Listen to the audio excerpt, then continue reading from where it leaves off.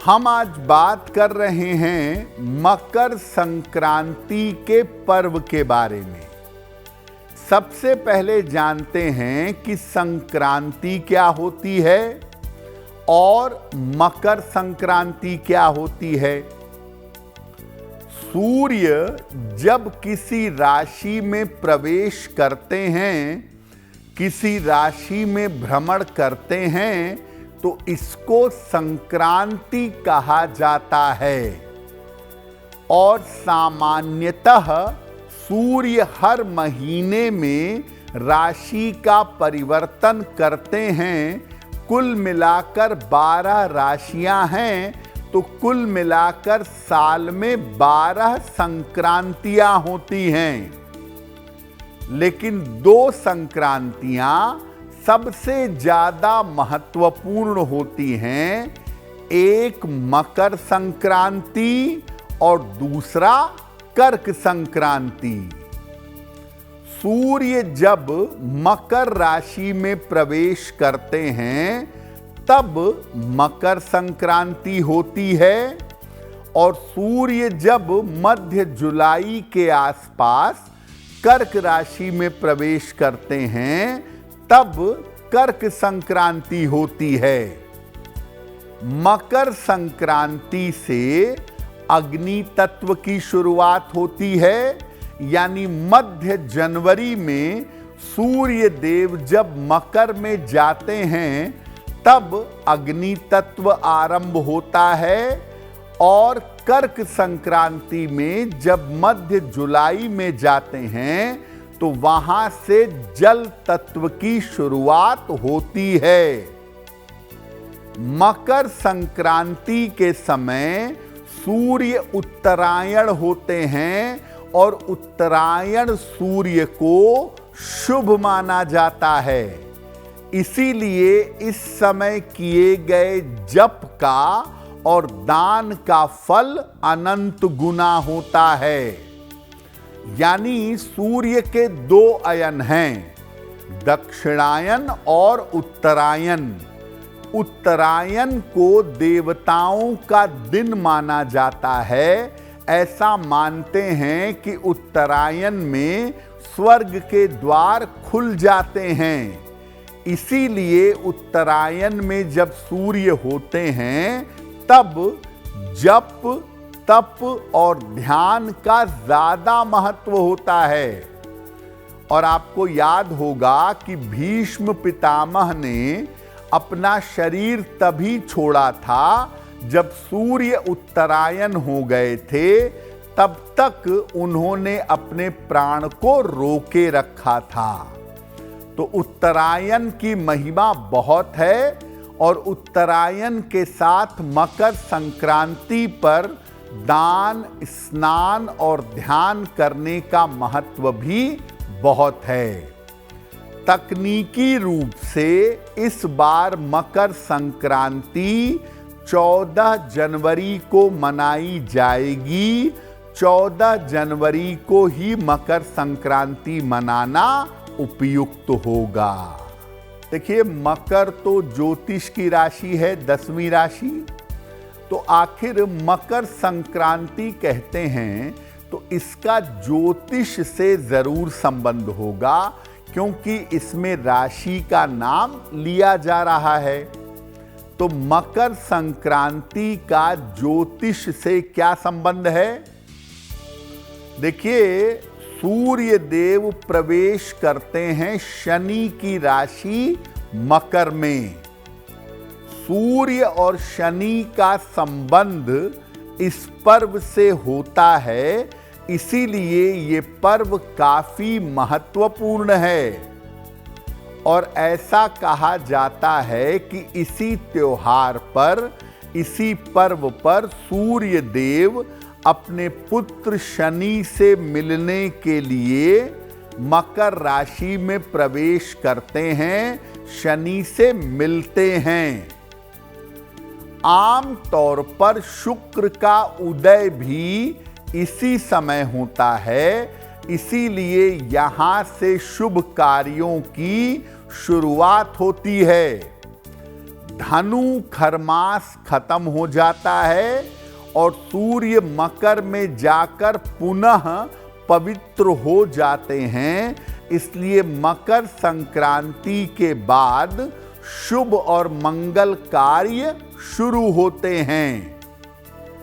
अगर कुंडली में सूर्य या शनि की स्थिति खराब है तो मकर संक्रांति पर सूर्य देव की और शनि देव की विशेष पूजा की जाती है और विशेष पूजा से उसे ठीक किया जाता है।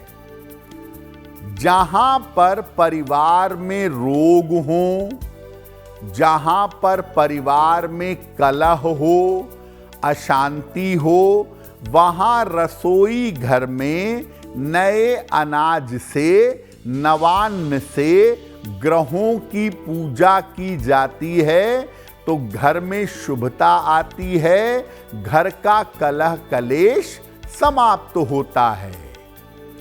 तो सूर्य देव का मकर में प्रवेश करना दरअसल सूर्य और शनि की स्थिति के हिसाब से काफी बेहतर होता है और इस शुभ मौके पर दान करके, पूजा उपासना करके आप अपनी समस्याओं को दूर कर सकते हैं। तो मकर संक्रांति का पर्व आ गया।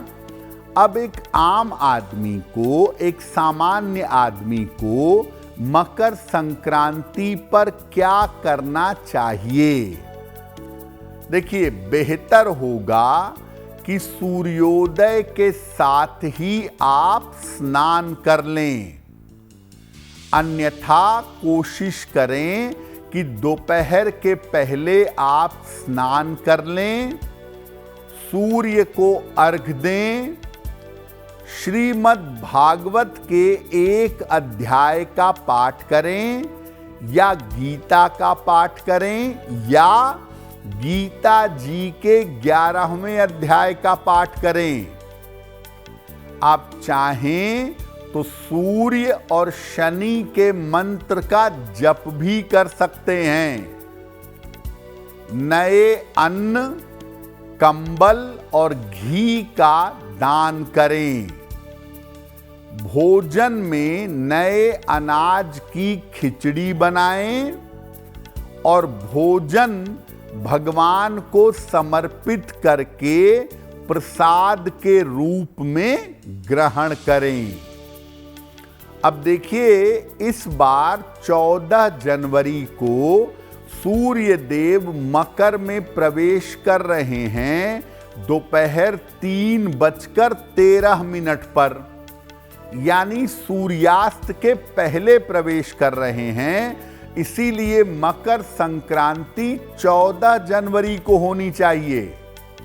अगर सूर्यास्त के बाद प्रवेश करते तब 15 को मनाना ठीक होता, लेकिन चूंकि 14 को सूर्यास्त के पहले प्रवेश कर रहे हैं, इसलिए वास्तविक जो समय है वो दोपहर में 3:13 से शाम को 5:44 का समय पुण्य काल का समय होगा।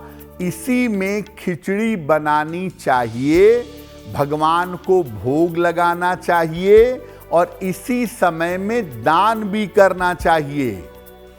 14 जनवरी को दोपहर 3:13 से लेकर के 5:44 के बीच में मकर संक्रांति का पर्व मनाना बेहतर होगा। देखिए, सूर्य देव का जब राशि परिवर्तन होगा तो उसका प्रभाव अलग अलग राशियों पर लगभग 1 महीने तक पड़ता है। तो आपको बताते हैं कि सूर्य देव के राशि परिवर्तन का अलग अलग राशियों पर कैसा प्रभाव पड़ेगा।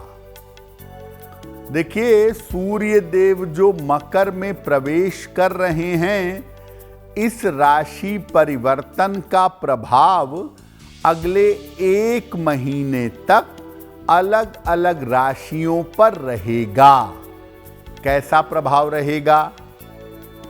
वृषभ, कर्क, कन्या, धनु और मकर। वृष, कर्क, कन्या, धनु और मकर राशि वालों के लिए सूर्य देव का ये राशि परिवर्तन मध्यम रहेगा, एवरेज रहेगा।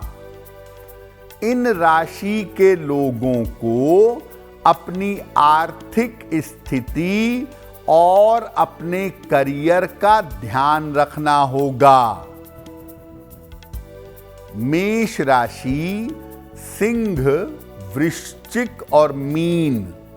मेष, सिंह, वृश्चिक और मीन राशि के लिए ये परिवर्तन अच्छा रहेगा।